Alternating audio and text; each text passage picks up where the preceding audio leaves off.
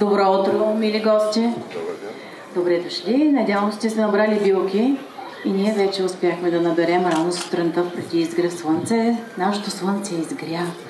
С първия танц, който ви посрещаме в този прекрасен ден, деня на изгряващото слънце, деня на билките и вълшебните наричания, събираме последната 77-ма билка.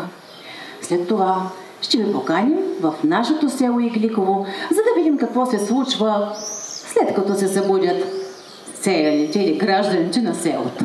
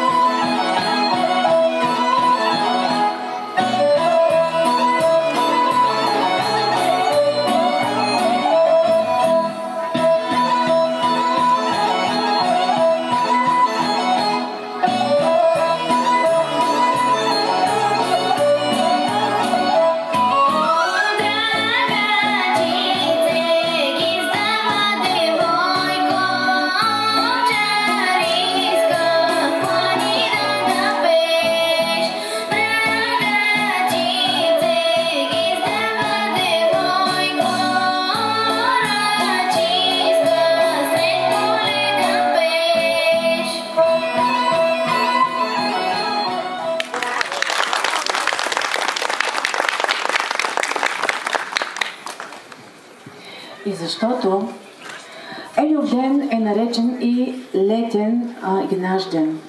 Затова ние ви пускаме в нашия дом и в нашето село Игликово. Както сме ви пуснали в сърцето си, тук са все специални хора.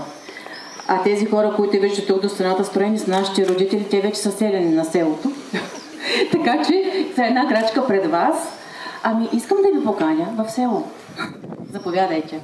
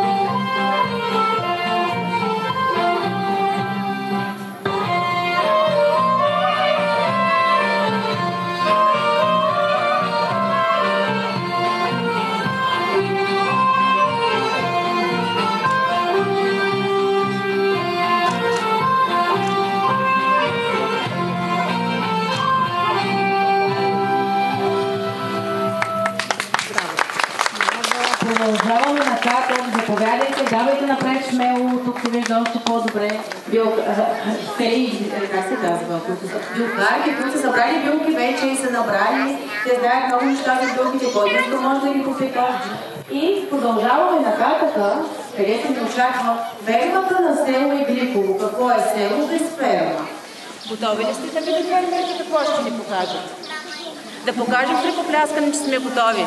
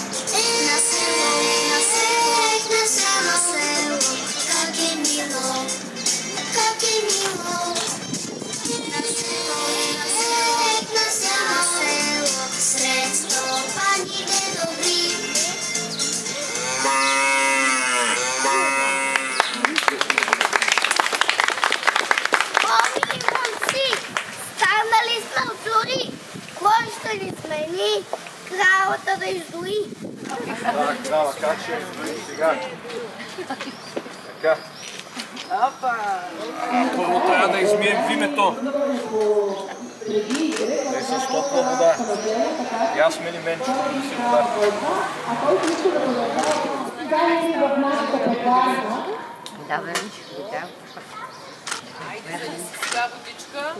Айде, да.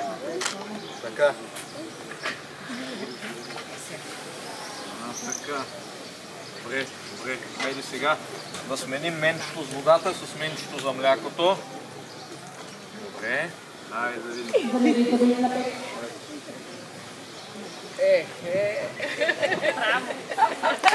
Браво!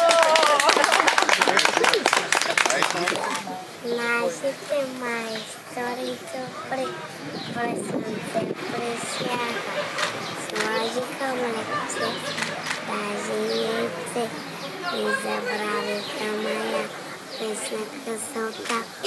Сърце за мейзата сърце, меко пухкаво тесто, от него питката изпекоха и за здраве я надекоха.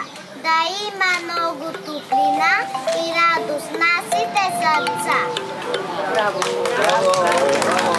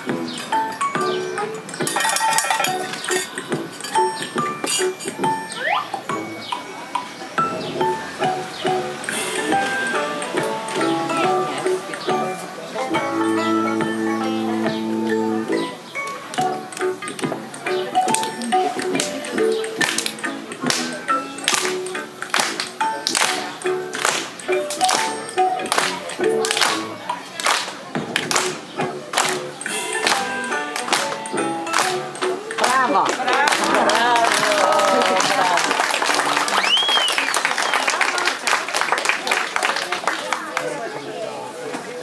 Както виждате, в нашото село си имаме всичко, и ферма, и фурна. А какво е село без кръчма? Има ли? Който е жаден, вода да се напои. А вие, момци, какво сте запили, а ябълката сте затрили, вижте кой ви наднича зад главата.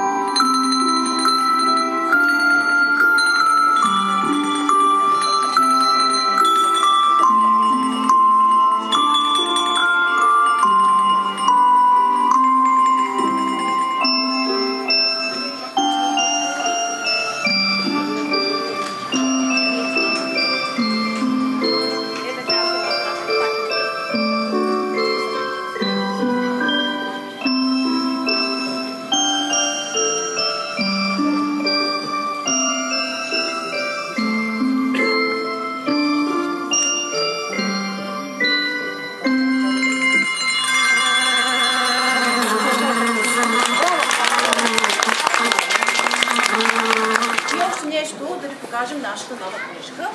Естествено, тя е за билките. Аз вчера споделих електронна в страница на детската градина. Сътворена е изцяло от нас. Стихчета, снимки събираха децата. Това е правилно с деца и родители, всички картинки. Гадали, каквото видите, е наши си. Тези деца ще покажат така един плавен преход, ще дали между пчелите и това как работят с пчелички, може би само, или пък да покажат на който го интересува, да мини после, защото много се възприяхме там. Тук можем да кажем нещо. От нашата книжка имаме гадно и ще покажем как децата ги казват. Сега ще ви прочета една гадника. Деца ви от листчета, които имат вътре, ще покажете вярно как се казва. Слушайте внимателно. Малки плочета в гората срещат по пътя деца. Те са червени на цвят и живеят в блъскащ град. Как се казва тази билка? Как се казва тази червените? Шипка. Точно така. Може ли да питам публиката аз? Точно така. Една гадна да. Малко оранжево момче, срещаме го в градинка и поле. Носи кафява по средата и е полезно за мазелата. Рани заздравява и белек не остава. Всяко лято го берем и нарича се Детлива пирушинка, засята в нашата градинка. Аз месля с нея да си играя. Баба казва, че полезна е за чая. За много болешки е това другарче с веселото име Бухарче. Браво! Тук малко по-немасно. Трите го покажете, деца. Покажете го. Ароматно дърво, първи месец на лято, събира пчелички цяло лято. Гърлобол и престуда в чай, ликува то се знае. Гони бързо гриба. Неговото име е Липа. Браво! Отличници сте. Отидем да ми скажете нещо друго или да отидем да видим на Мегдана дали ни чакат деца, които знаят някакви истории за Енюпия. Старите хора разказват, че на 25 юни вечерът срещу Енюпе, че звездите се превръщат в светлила и слизат на земята, за да светят на билките. На всяка билчета по една звездичка.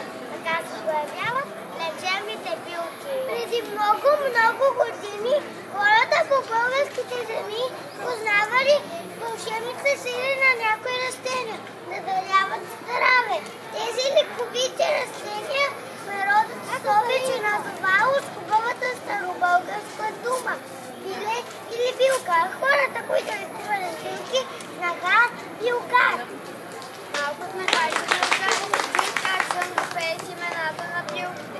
Бабина душица върбинка, седевче, лудо биле, водно пеперче, бухарче, здраве, овчарска турбичка, момина сълза по грунче. Билките са само една голяма летописана тайнствена приказка. И за да дарят здраве за теб и за твоите близки, трябва добре да научиш техните тайни. Коя билка се бере на Гергьотен? Май на Енютен. И пък на Пресад. Пази се бе, билки се събират. Сухо и слънчево време за стигане до науката душа. Добре билките да събират, за да са възможно най-чисти. Само така ще ни зареждат със здраве. Не бива да се берат с коренчетата, защото така ще вредим на природата.